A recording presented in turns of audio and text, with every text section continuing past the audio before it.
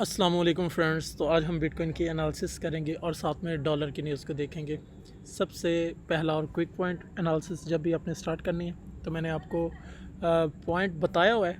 सबसे पहले क्या देखना है, मार्केट में अप ट्रेंड चल रहा है या डाउन ट्रेंड चल रहा है। तो पीछे अगर हम देखें तो मार्केट में एक डाउन ट्रेंड रहा है। अच्छा, ये मैंने 1 डे का टाइम फ्रेम ओपन किया हुआ, यानी कि एक एक कैंडल 1 डे की है, एक एक दिन की है। तो अगर आप इस पॉइंट से लेकर, यानी कि इस जोन से लेकर ये लास्ट लो देखो तो आपको पता चलेगा तकरीबन अप्रोक्सीमेटली 34,000 के करीब जो है वो क्रैश किया, यानी कि 31% बिटकॉइन ने 79 बार्स में और 79 डेज़ के अंदर। ये देखो एक लॉन्ग टर्म डाउन ट्रेंड है।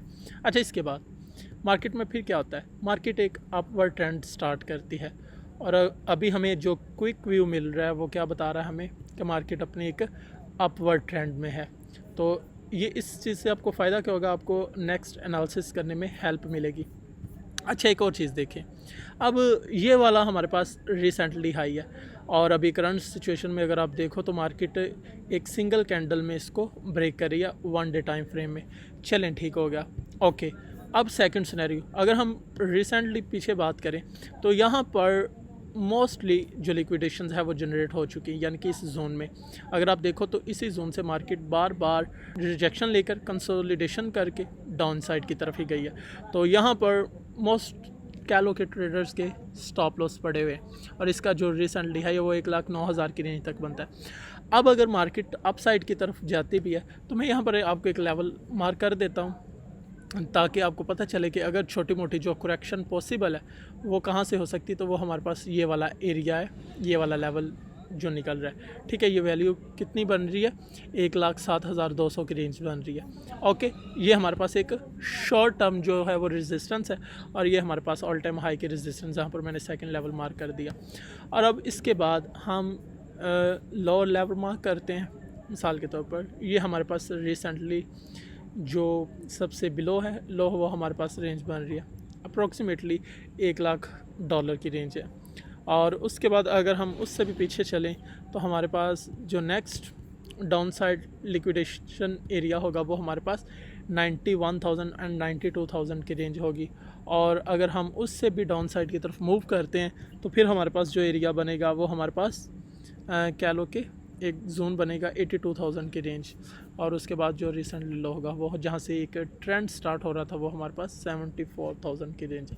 तो ये हमारे पास अपसाइड के मैंने लेवल भी मार्क कर दिए जहाँ जहाँ से रिजेक्शन पॉसिबल है, और मैंने डाउन साइड लेवल मार्क कर दिया। अच्छा, अगर ये अप साइड वाले दोनों लेवल ब्रेक होते हैं तो ऑब्वियसली नेक्स्ट बिटकॉइन 1,10,000 12,000 डॉलर की रेंज में रिजेक्शन लेके कमिंग टू द बैकवर्ड्स और 1,14,000 इवन के 1,20,000 और उसके बाद 1,30,000 के लिए। लेकिन मोस्ट ऑफ द टाइम 1,12,14,000 का जो ज़्यादा एक्सपेक्टेशन है 1,12,14,000 की रेंज से ले सकता है अगर ये अप साइड वाले ये दोनों लेवल को ब्रेक करता है।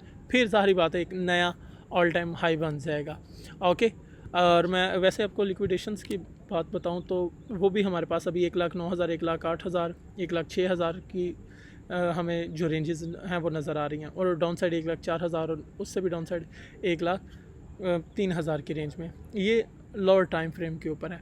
इसी तरह अगर हम बात करें डॉलर की न्यूज़ की तो उनको थोड़ा सा एनालाइज करते हैं, ठीक है।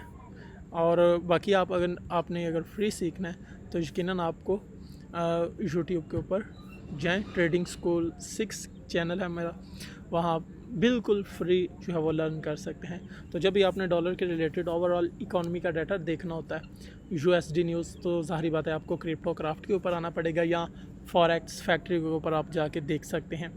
आज हमारे पास संडे मई 18 डेट है, ठीक है, रात के 10 बज रहे हैं। तो आज के दिन में हमें इतनी ख़ास और हाई इम्पैक्ट न्यूज़ नहीं नज़र आ रही क्योंकि वैसे भी संडे है। और उसके बाद हमारे पास, मैं इसको ना मई में शिफ्ट कर लूँ, चलें ठीक है, संडे मई आज के दिन में नो न्यूज़। और इसके बाद मंडे 19 मई जो है हमें इतनी अच्छी खासी हाई इम्पैक्ट न्यूज़ नहीं दिखाई दे रही, जस्ट ओनली येलोविश फोल्डर है। इसी तरह 20 डेट को इतनी हाई इम्पैक्ट नहीं है, लेकिन G7 की मीटिंग्स है और कैंडियन CPI का डाटा है मंथली और ईयरली। और इसके बाद 21 डेट को इतनी हाई इम्पैक्ट न्यूज़ नहीं नज़र आ रही। G70 की मीटिंग है, G7 मीटिंग्स, और इसके बाद डे 3 वो भी G7 मीटिंग्स है।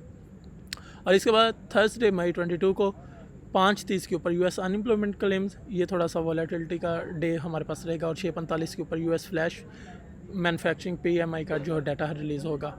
इसी तरह फ्राइडे 23 को यूके रिटेल सेल्स है। ये भी इतना कह लो कि हाई इम्पैक्ट नहीं है क्योंकि ये येलो फोल्डर में है और लिटिल बिट कह लो कि इम्पैक्ट डाल सकता है। उसके बाद 24, 25, 26 को फिर डाटा आ रहा है हमारे पास। और इसके बाद जो हम नेक्स्ट डाटा है वो फिर हम इंशाल्लाह नेक्स्ट वीडियो में करेंगे ताकि वीडियो लेंथी ना हो जाए।